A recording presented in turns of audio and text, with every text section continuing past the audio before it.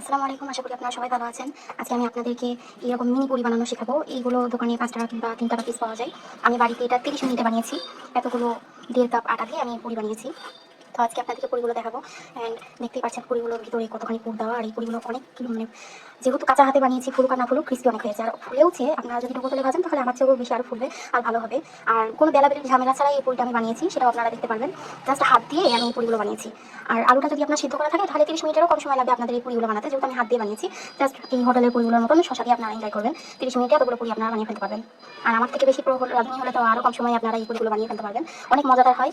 আর এই বাইরের টেস্টটা আনার জন্য একটা ট্রিক্স আছে, সেটাও আমি আপনাদেরকে এই ভিডিওতেই দেখিয়ে দিব। তো চলুন দেখা যাক আমার এই অসাধারণ পুরি রেসিপি।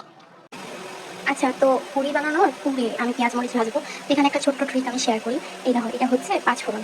এই সরষের তেল আমি এটা গরম করে নিয়েছি, দিয়ে এটা আমাকে একটু পাঁচফোড়ন দিয়ে দিলাম। এই যে পাঁচফোড়ন দিয়ে একটু ফুটে উঠবে, এসছে। এখন এর মধ্যে আমি 2টা শুকনো মরিচ দিয়ে দেবো। এটা ভাজা হয়ে গেলে পেঁয়াজ ভাজবো। এই যে দেখতে পাচ্ছেন আমার শুকনো মরিচ ভাজা হয়ে গেছে, সুন্দর করে আমি ভেজে নিয়েছি। এখন এটা উঠিয়ে ফেলবো। শুকনো মরিচ উঠিয়ে ফেলেছি। এখন এই তেলের মধ্যে পেঁয়াজ দেবো। এই পেঁয়াজটাকে লাল লাল করে বেরেস্তা করে নেবো, দিয়ে আমি আলুর সাথে মাখিয়ে নেবো। আচ্ছা, এখন এটা আমি মাখিয়ে নেবো। তো এই মরিচের গাঠিটা ছিলিয়ে নিয়েছি, এবার এখানে একটু লবণ দিব। দিয়ে আমি আসলে হাতেই মাখালাম, ঠিক আছে?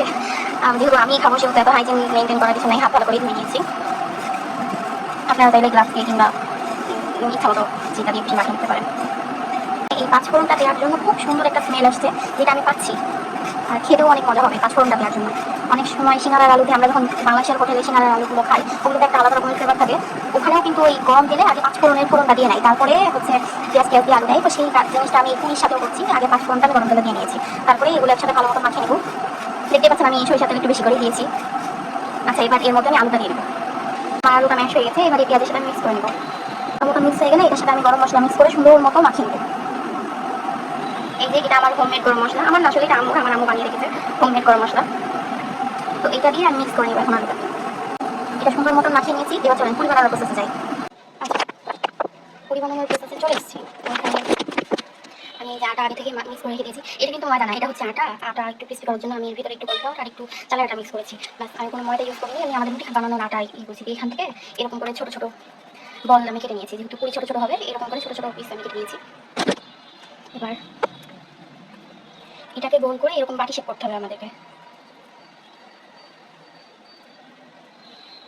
যেহেতু বেলার ঝামেলা নাই, এই যে এরকম বাটি শেপ করে এর ভিতরে আমাদের সেই বানিয়ে রাখা আলুর পুরটা দিতে হবে। খুব বেশি পুর দেওয়ার দরকার নেই, অল্প একটু পুর দিলেই হবে, নাহলে পুর আবার বেরিয়ে আসবে। কিংবা আপনাদের ইচ্ছা, আপনারা যদি ওভারলোডে বানাতে চান তাহলে বানাতে পারেন, সমস্যা নেই। আমার মনে হয় একটু কম পুর দিলেই খুব ভালো হবে। আচ্ছা, এই যে এটার মুখটা আমি বন্ধ করে দিয়েছি। ঠিক আছে, এবার এটাকে সুন্দর মতো বল বানিয়ে নিতে হবে আমাদেরকে। এই যে এটা সুন্দর মতো গোল বল বানিয়ে নিয়েছি। এবার এটাকে জাস্ট হাতে রেখেই প্রেস করে নিতে হবে। এই যে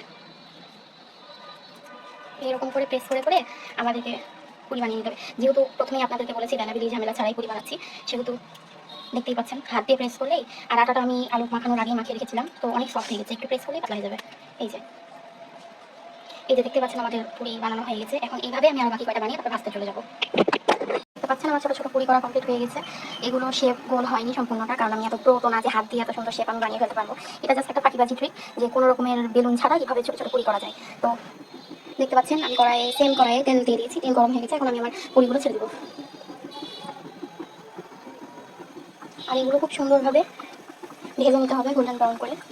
আর আবারও বলে দিচ্ছি, আমি এগুলো কিন্তু হাত দিয়ে বানিয়েছি। আপনাদের হাইজিন প্রবলেম হলে আপনারা গ্লাভস করে বানাতে পারেন। যেহেতু এগুলো আমি খাবো সেহেতু আমার কোনো সমস্যা নেই, আমি আমার হাত দিয়ে বানাতেই পারি। দিয়ে দিলাম। এবার এগুলোকে সুন্দর মতো গোল্ডেন ব্রাউন করে ভেজে নেবো। ভাজা হয়ে গেছে। আমি বলেছিলাম পুর বেশি না দিতে, আমি নিজেই পুর বেশি দিয়ে ফেলেছিলাম, এই জন্য আমার পুরি ফেটে আলু বের হয়ে গেছে। তবে এই ব্যাপার না, যেহেতু কুইক স্ন্যাক যা হয়েছে এটাও ফেটে গেছে। আচ্ছা, এগুলো এখন তুলে ফেলবো।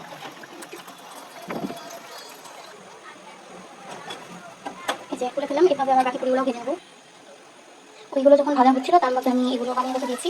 এইভাবেই 4টা করে চড়িয়ে আমি বাকি 4টা এইভাবে বানিয়ে নিচ্ছি, যেহেতু হাত দিয়েই বানাচ্ছি। কেউ জাজ করবেন না, আমি একবারই প্রফেশনাল না, আমি জাস্ট চেষ্টা করছি।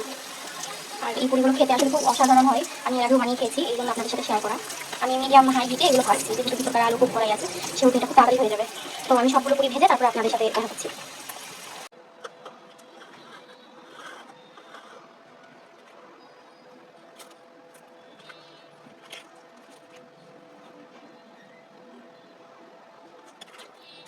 দেখতেই পাচ্ছেন আমার পুরিগুলো কত ক্রিস্পি হয়েছে। খুব গরম, আমি ভাঙতে পারছি না। আচ্ছা, এই দেখুন ভিতরটা পুরো ভরা।